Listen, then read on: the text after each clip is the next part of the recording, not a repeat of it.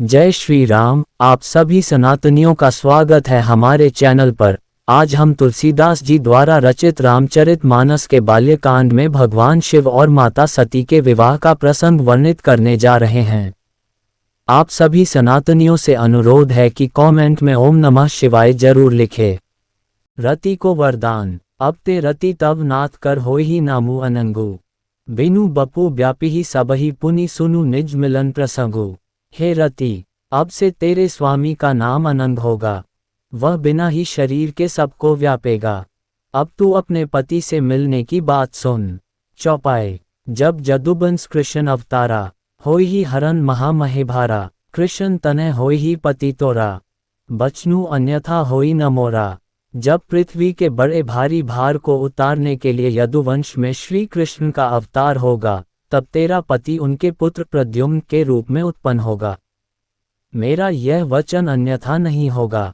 रति गवनी सुनी संकर बानी, कथा अपर अब कहूँ बखानी।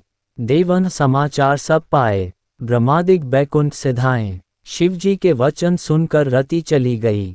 अब दूसरी कथा बखान कर विस्तार से कहता हूँ। ब्रह्मादि देवताओं ने ये सब समाचार सुने तो वे वैकुंठ को चले। सब सुर विष्णु बिरंची समेता, गए जहाँ शिव कृपा निकेता। पृथक पृथक तिन्ह कीन्ही प्रशंसा, भय प्रसन्न चंद्र अवतंसा। फिर वहाँ से विष्णु और ब्रह्मा सहित सब देवता वहाँ गए जहाँ कृपा के धाम शिवजी थे। उन सब ने शिवजी की अलग अलग स्तुति की। तब शशिभूषण शिवजी प्रसन्न हो गए। बोले कृपा सिंधु वृषकेतु, कहहु अमर आय के ही हेतु। कह विधि तुम प्रभु अंतर्जामी, तदपि भगति बस बिनवु स्वामी। कृपा के समुद्र शिवजी बोले हे देवताओं, कहिए आप किस लिए आए हैं।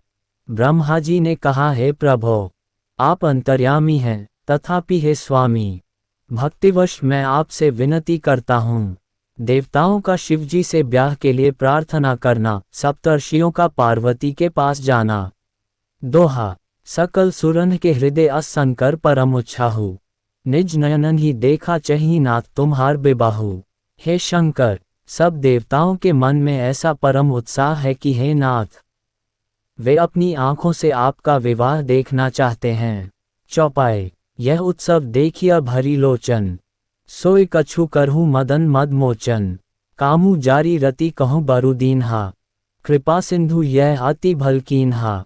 हे कामदेव के मद को चूर करने वाले, आप ऐसा कुछ कीजिए जिससे सब लोग इस उत्सव को नेत्र भर कर देखें। हे कृपा के सागर, कामदेव को भस्म करके आपने रति को जो वरदान दिया सो बहुत ही अच्छा किया। सासती करी पुनि कर ही पसाओ, नाथ प्रभुन कर सहज स्वभाव। पारबती तपु कीन्हा पारा, करहु तासु अब अंगीकारा। हे नाथ, श्रेष्ठ स्वामियों का ये सहज स्वभाव ही है कि वे पहले दंड देकर फिर कृपा किया करते हैं। पार्वती ने अपार तप किया है, अब उन्हें अंगीकार कीजिए। सुनी विधि बिने समुझी प्रभु बानी, ऐसे ही हो कहा सुखुमानी। तब देवन दंड भी बजाई, बर्षी सुमन जय जय सुर साई। ब्रह्मा जी की प्रार्थना सुनकर और प्रभु श्री रामचंद्र जी के वचनों को याद करके शिवजी ने प्रसन्नतापूर्वक कहा, ऐसा ही हो। तब देवताओं ने नगाड़े बजाए और फूलों की वर्षा करके जय हो, देवताओं के स्वामी जय हो ऐसा कहने लगे। अफसरु जानी सप्तऋषि आए, तुरंत ही विधि गिरिभवन पठाए। प्रथम गए जह रही भवानी, बोले मधुर बचन छलसानी। उचित अवसर जानकर सप्तर्षि आए और ब्रह्मा जी ने तुरंत ही उन्हें हिमाचल के घर भेज दिया। वे पहले वहां गए जहां पार्वती जी थीं और उनसे छल से भरे मीठे विनोद युक्त आनंद पहुंचाने वाले वचन बोले। दोहा। कहा हमार न सुनेहु तब नारद के उपदेश, अब भा झूठ तुम्हार पन जारेऊ कामू महेश। नारद जी के उपदेश से तुमने उस समय हमारी बात नहीं सुनी, अब तो तुम्हारा प्रण झूठा हो गया, क्योंकि महादेव जी ने काम को ही भस्म कर डाला। मासपारायण। तीसरा विश्राम। चौपाई। सुनी बोली मुस्काई भवानी, उचित कहे हूँ मुनिबर विज्ञानी। तुम्हारे जान कामू अब जारा, अब लगी शंभु रहे सबिकारा। ये सुनकर पार्वती जी मुस्कुराकर बोली, हे विज्ञानी मुनिवरों, आपने उचित ही कहा। आपकी समझ में शिवजी ने कामदेव को अब जलाया है, अब तक तो वे विकारयुक्त कामी की रहे। हमरे जान सदाशिव जोगी, अज अनवद्य अकाम अभोगी, जो मैं शिव से अस जानी, प्रीति समेत कर्म मन बानी। किंतु हमारी समझ से तो शिवजी सदा से ही योगी, अजन्मे, अनिंद्य, कामरहित और भोगहीन है, और यदि मैंने शिवजी को ऐसा समझकर ही मन, वचन और कर्म से प्रेम सहित उनकी सेवा की है, तो हमार पन सुनहु मुनीसा, करे ही सत्य कृपानिधि ईसा। तुम जो कहा हर जारेऊ मारा, सोए अति बड़ अविवेकु तुम्हारा। तो हे मुनीश्वरों, सुनिए, वे कृपानिधान भगवान मेरी प्रतिज्ञा को सत्य करेंगे। आपने जो ये कहा कि शिवजी ने कामदेव को भस्म कर दिया, यही आपका बड़ा भारी अविवेक है। तात अनल कर सहज स्वभाव, हिम ते ही निकट, जाय नहीं काओ, गे समीप सो अवसी न साए, असी मन मत महेश की नाए। हे तात, अग्नि का तो ये सहज स्वभाव ही है कि पाला उसके समीप कभी जा ही नहीं सकता, और जाने पर वह अवश्य नष्ट हो जाएगा। महादेव जी और कामदेव के संबंध में भी यही न्याय बात समझना चाहिए। उन्होंने पर्वतराज हिमाचल को सब हाल सुनाया। कामदेव का भस्म होना सुनकर हिमाचल बहुत दुखी हुए। फिर मुनियों ने रति के वरदान की बात कही, उसे सुनकर हिमवान ने बहुत सुख माना। हृदय बिचारी शंभु प्रभुताए, सादर मुनिबर लिए बोलाए, सुदिनु सुनक तू सुघरी सोचाए, बेगी बेद विधि लगन धराए। शिवजी के प्रभाव को मन में विचार कर हिमाचल ने श्रेष्ठ मुनियों को आदरपूर्वक बुला लिया और उनसे शुभ दिन, शुभ नक्षत्र और शुभ घड़ी शोधवा कर वेद की विधि के अनुसार शीघ्र ही लग्न निश्चय कराकर लिखवा लिया। पत्री सप्तऋषिन सोई दीन ही, गही पद बिने हिमाचल कीन ही, जाय विधि ही तिन्ह दीन ही सो पाती, बाचत प्रीति न हृदय समाती। फिर हिमाचल ने वह लगन पत्रिका सप्तर्षियों को दे दी और चरण पकड़कर उनकी विनती की। उन्होंने जाकर वह लगन पत्रिका ब्रह्मा जी को दी। उसको पढ़ते समय उनके हृदय में प्रेम समाता न था। लगन बाची अज सब ही सुनाए, हर्ष मुनि सब सुर समुदाय, सुमन वृष्टि नभ बाजन बाजे, मंगल कलश दसहों दिसी साजे। ब्रह्मा जी ने लग्न पढ़कर सबको सुनाया। उसे सुनकर सब मुनि और देवताओं का सारा समाज हर्षित हो गया। आकाश से फूलों की वर्षा होने लगी, बाजे बजने लगे और दसों दिशाओं में मंगल कलश सजा दिए गए। शिवजी की विचित्र बारात और विवाह की तैयारी। दोहा, लगे संवारन सकल सुर बाहन बिबिध विमान, होही सगुन मंगल सुभद करही अपछरा गान। सब देवता अपने भांति भांति के वाहन और विमान सजाने लगे, कल्याणप्रद मंगल शकुन होने लगे और अप्सराएं गाने लगीं। चौपाए, शिव ही शंभु गण कर ही सिंगारा, जटा मुकुट ही मोरु संवारा, कुंडल कनकन पहिरे ब्याला, तन विभूति पट केहरी छाला। शिवजी के गण शिवजी का श्रृंगार करने लगे। जटाओं का मुकुट बनाकर उस पर सांपों का मोर सजाया गया। शिवजी ने सांपों के ही कुंडल और कनकन पहने, शरीर पर विभूति रमाए और वस्त्र की जगह बाघंबर लपेट लिया। ससी ललाट सुंदर सिर गंगा, नयन तीनी उपबीत भुजंगा, गरल कंठ और नर सिर माला, असिव बेश शिवधाम कृपाला। शिवजी के सुंदर मस्तक पर चंद्रमा, सिर पर गंगा जी, तीन नेत्र, सांपों का जनेऊ, गले में विष और छाती पर नरमुंडों की माला थी। इस प्रकार उनका वेश अशुभ होने पर भी वे कल्याण के धाम और कृपालु हैं। कर त्रिशूल अरु डमरू बिराजा, चले बसह चढ़ी बाजही बाजा, देखी शिवही सुरत्रिय मुसुकाही, बर लायक दुल्हिनी जग नाही। एक हाथ में त्रिशूल और दूसरे में डमरू सुशोभित है। शिवजी बैल पर चढ़कर चले, बाजे बज रहे हैं। शिवजी को देखकर देवांगनाएं मुस्कुरा रही हैं और कहती हैं कि इस वर के योग्य दुल्हन संसार में नहीं मिलेगी। विष्णु बिरंची आदि सुरभ्राता, चढ़ी चढ़ी बाहन चले बराता, सुर समाज सब भांति अनूपा, नहीं बारात दूल्हा अनुरूपा। विष्णु और ब्रह्मा आदि देवताओं के समूह अपने अपने वाहनों सवारियों पर चढ़कर बारात में चले। देवताओं का समाज सब प्रकार से अनुपम परम सुंदर था, पर दूल्हे के योग्य बारात न थी। दोहा, विष्णु कहा अस बेहसी तब बोली सकल दिसराज, बिलग बिलग होई चलहु सब निज निज सहित समाज। तब विष्णु भगवान ने सब दीपालों को बुलाकर हंसकर ऐसा कहा, सब लोग अपने अपने दल समेत अलग अलग होकर चलो। चौपाए बर अनुहारी बारात न भाए, हंसी करहु पर पुर जाए। विष्णु बचन सुनी सुर मुसुकाने, निज निज सेन सहित बिलगाने। हे भाई, हम लोगों की यह बारात वर के योग्य नहीं है, क्या पराए नगर में जाकर हंसी कराओगे। विष्णु भगवान की बात सुनकर देवता मुस्कुराए और वे अपनी अपनी सेना सहित अलग हो गए। मन ही मन महेजु मुसुकाहीं, हरि के बिंग्य बचन नहीं जाहीं। अति प्रिय बचन सुनत प्रिय केरे, भरेंगी ही प्रेरी सकल गण तेरे। महादेव जी ये देखकर मन ही मन मुस्कुराते हैं कि विष्णु भगवान के व्यंग्य वचन दिल लगी नहीं छूटते। अपने प्यारे विष्णु भगवान के इन अति प्रिय वचनों को सुनकर शिव जी ने भी भृंगी को भेजकर अपने सब गणों को बुलवा लिया। शिव अनुशासन सुनी सब आए, प्रभु पद जल शीस तिन्ह नाए।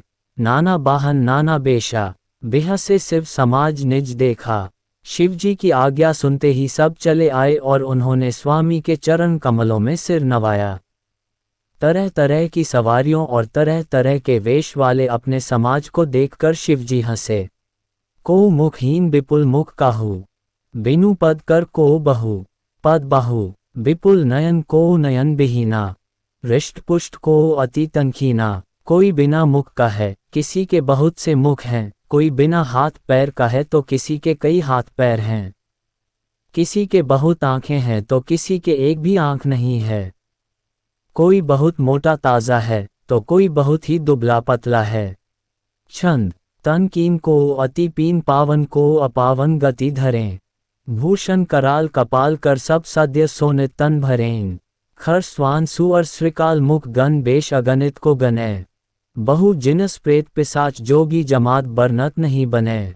कोई बहुत दुबला, कोई बहुत मोटा, कोई पवित्र और कोई अपवित्र वेश धारण किए हुए है। भयंकर गहने पहने, हाथ में कपाल लिए हैं और सबके सब शरीर में ताज़ा खून लपेटे हुए हैं। गधे, कुत्ते, सुअर और सियार के से उनके मुख हैं। गणों के अनगिनत वेशों को कौन गिने। बहुत प्रकार के प्रेत, पिशाच और योगिनियों की जमाते हैं, उनका वर्णन करते नहीं बनता।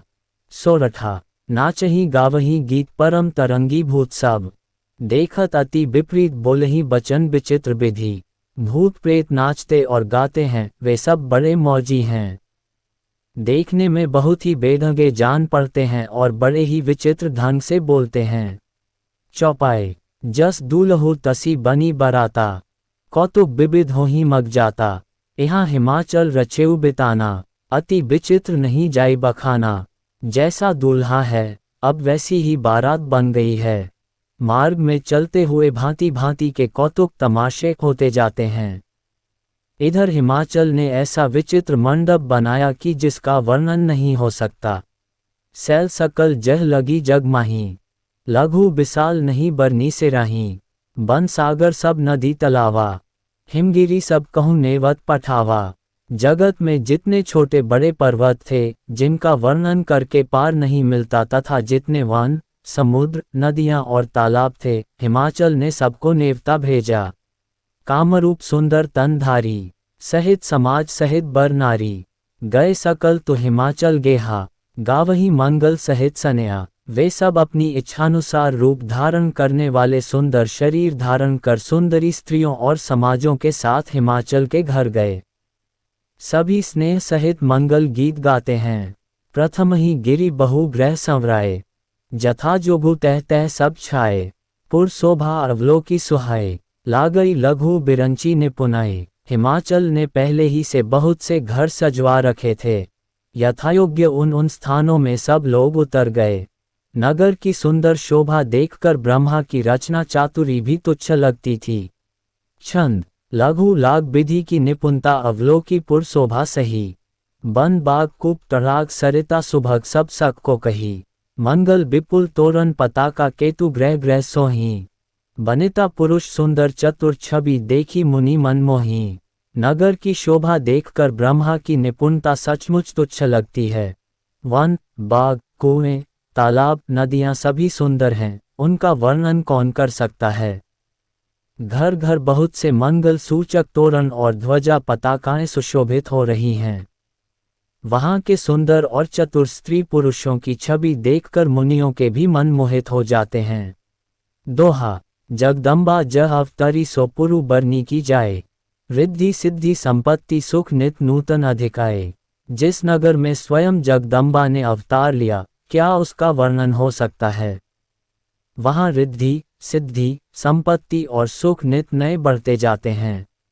चौपाए, नगर निकट बारात सुनी आए, पुर खरभरू शोभा अधिकाए। करी बनाव सजी बाहन नाना, चले लेन सादर अगवाना। बारात को नगर के निकट आई सुनकर नगर में चहल पहल मच गई, जिससे उसकी शोभा बढ़ गई। अगवानी करने वाले लोग बनाव श्रृंगार करके तथा नाना प्रकार की सवारियों को सजाकर आदर सहित बारात को लेने चले। हिया हर्षे सुर सेन निहारी, हरि ही देखी अति भय सुखारी।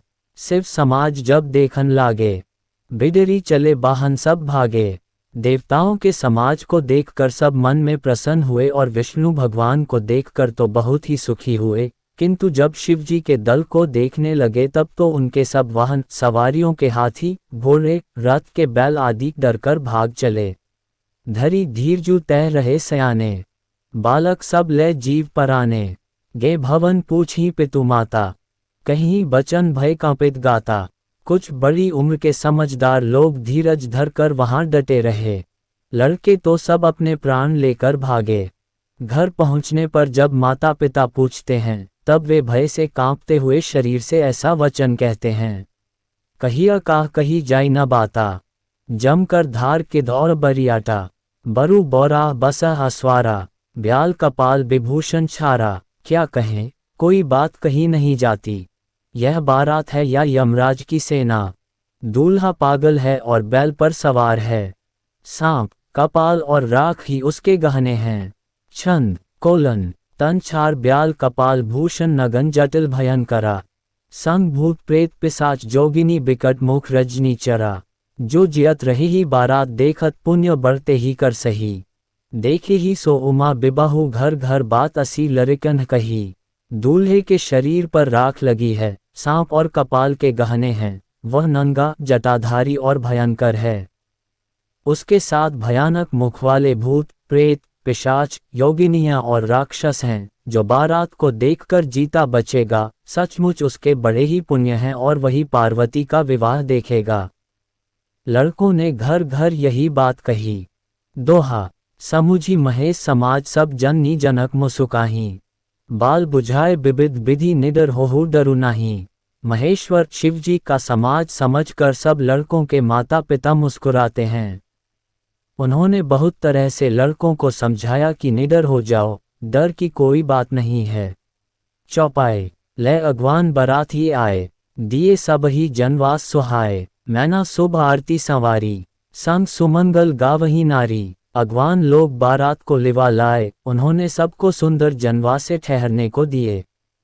मैना पार्वती जी की माता ने शुभ आरती सजाए और उनके साथ की स्त्रियां उत्तम मंगल गीत गाने लगीं। कंचन थार सोह बर पानी, परिच्छन चली हरि हर्षणी। बिकट बेश रुद्र ही जब देखा, अबलन उर भय भयो विशेषा। सुंदर हाथों में सोने का थाल शोभित है। इस प्रकार मैना हर्ष के साथ शिवजी का परछन करने चलीं। जब महादेव जी को भयानक वेश में देखा तब तो स्त्रियों के मन में बड़ा भारी भय उत्पन्न हो गया। भागी भवन पैठी अति त्रासा, गए महेजु जहां जनवासा। मैना हृदय भयो दुखु भारी, लीन ही बोली गिरी से कुमारी। बहुत ही डर के मारे भाग कर वे घर में घुस गईं और शिवजी जहां जनवासा था वहां चले गए। मैना के हृदय में बड़ा दुख हुआ। उन्होंने पार्वती जी को अपने पास बुला लिया। अधिक स्नेह गोद बैठारी, श्याम सरोज नयन भरे बारी। जेही विधि तुम ही रूपु असदीन्हा, तेही जड़ बरु बाउर कसकीन्हा। और अत्यंत स्नेह से गोद में बैठाकर अपने नीलकमल के समान नेत्रों में आंसू भरकर कहा, जिस विधाता ने तुमको ऐसा सुंदर रूप दिया, उस मूर्ख ने तुम्हारे दूल्हे को बावला कैसे बनाया। छंद कस कीन्ह बरु बौरा विधि जेहि तुम ही सुंदरता दई। जो फलू चाहिया सुरतरुही सो बरबस बबुरही ला गई। तुम सहित गिरी ते गिरौन पावक जरौन जल निधि महु परौन। घरु जाओ अपजसु हो जग जीवत बिबाहु न हो करौन। जिस विधाता ने तुमको सुंदरता दी उसने तुम्हारे लिए वर बावला कैसे बनाया। जो फल कल्प वृक्ष में लगना चाहिए वह जबरदस्ती बबूल में लग रहा है। मैं तुम्हें लेकर पहाड़ से गिर पड़ूंगी, आग में जल जाऊंगी या समुद्र में कूद पड़ूंगी। चाहे घर उजड़ जाए और संसार भर में अपकीर्ति फैल जाए, पर जीते जी मैं इस बावले वर से तुम्हारा विवाह न करूंगी। दोहा। भई बिकल अबला सकल दुखित देखी गिरिनारी। करी बिलापु रोदती बदती सुता सनेहु संभारी। हिमाचल की स्त्री मैना को दुखी देखकर सारी स्त्रियां व्याकुल हो गईं। मैना अपनी कन्या के स्नेह को याद करके विलाप करती, रोती और कहती थीं। जननी ही बिकल बिलोकी भवानी, बोली जुद विवेक मृदु बानी। अस बिचारी सोचही मति माता, सो न टरी जो रची विधाता। माता को विकल देखकर पार्वती जी विवेकयुक्त कोमल वाणी बोली है माता, जो विधाता रच देते हैं वह टलता नहीं, ऐसा विचार कर तुम सोच मत करो। करम लिखा जौ बाउर ना हो, तो कद दोसु लगाया काहू। तुम सन मिठी की विधि के अनका, मातु व्यर्थ जनी लेहु कलंका। जो मेरे भाग्य में बावला ही पति लिखा है तो किसी को क्यों दोष लगाया जाए। हे माता, क्या विधाता के अंक तुमसे मिट सकते हैं। वृथा कलंक का टीका मत लो। छंद। जनी लेहु मातु कलंको करुणा परिहरहु अवसर नहीं। दुखु सुखु जो लिखा लिलार हमरे जाब जह पाउतहीं। सुनी उमा बचन बिनीत कोमल सकल अबला सोचहीं। बहु भांति विधि ही लगाई दूषण नयन बारी बिमोचहीं। हे माता, कलंक मत लो, रोना छोड़ो, यह अवसर विषाद करने का नहीं है। मेरे भाग्य में जो दुख सुख लिखा है उसे मैं जहाँ जाऊंगी वहीं पाऊंगी। पार्वती जी के ऐसे विनय भरे कोमल वचन सुनकर सारी स्त्रियां सोच करने लगीं और भांति भांति से विधाता को दोष देकर आंखों से आंसू बहाने लगीं। दोहा। तेही अवसर नारद सहित अरु ऋषि सप्त समेत। समाचार सुनी तुहन गिरी गव ने तुरत निकेत। इस समाचार को सुनते ही हिमाचल उसी समय नारद जी और सप्त ऋषियों को साथ लेकर अपने घर गए। चौपाए। तब नारद सब ही समुझावा, पूर्व कथा प्रसंगु सुनावा। मयना सत्य सुनहु मम बानी, जगदम्बा तब सुता भवानी। तब नारद जी ने पूर्व जन्म की कथा सुनाकर सबको समझाया और कहा कि हे मैना, तुम मेरी सच्ची बात सुनो। तुम्हारी ये लड़की साक्षात जगज्जनी भवानी है। अजा अनादि शक्ति अविनाशिनी, सदा शंभु अर्धंग निवासिनी। जग संभव पालन लयकारिणी, निज इच्छा लीला बपुधारिणी। ये अजन्मा, अनादि और अविनाशिनी शक्ति हैं। सदा शिवजी के अर्धांग में रहती हैं। ये जगत की उत्पत्ति, पालन और संहार करने वाली हैं और अपनी इच्छा से ही लीला शरीर धारण करती हैं। जन्मी प्रथम दक्ष ग्रह जाए, नामु सती सुंदर तनु पाए। तहनो सती शंकर ही बिबाही, कथा प्रसिद्ध सकल जग माही। पहले ये दक्ष के घर जाकर जन्मी थीं, तब इनका सती नाम था। बहुत सुंदर शरीर पाया था। वहाँ भी सती शंकर जी से ही ब्याही गई थीं। ये कथा सारे जगत में प्रसिद्ध है। एक बार आवत शिव संगा, देखेउ रघुकुल कमल पतंगा। भयउ मोहु शिव कहा न कीन्हा, भ्रम बस बेशु सिय कर लीन्हा। एक बार इन्होंने शिवजी के साथ आते हुए राह में रघुकुल रूपी कमल के सूर्य श्री रामचंद्र जी को देखा। तब इन्हें मोह हो गया और इन्होंने शिवजी का कहना न मानकर भ्रमवश सीताजी का वेश धारण कर लिया। शिवजी की प्रिया अर्धांगिनी हैं। दोहा। सुनी नारद के बचन तब सब कर मिटा विषाद। क्षण महु व्याप्यु सकलपुर घर घर यह संवाद।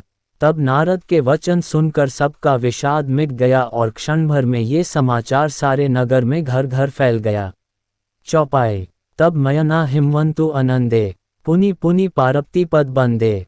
नारी पुरुष शिशु जुबा सयाने, नगर लोग सब अति हर्षाने। तब मैना और हिमवान आनंद में मग्न हो गए और उन्होंने बार बार पार्वती के चरणों की वंदना की। स्त्री, पुरुष, बालक, युवा और वृद्ध नगर के सभी लोग बहुत प्रसन्न हुए।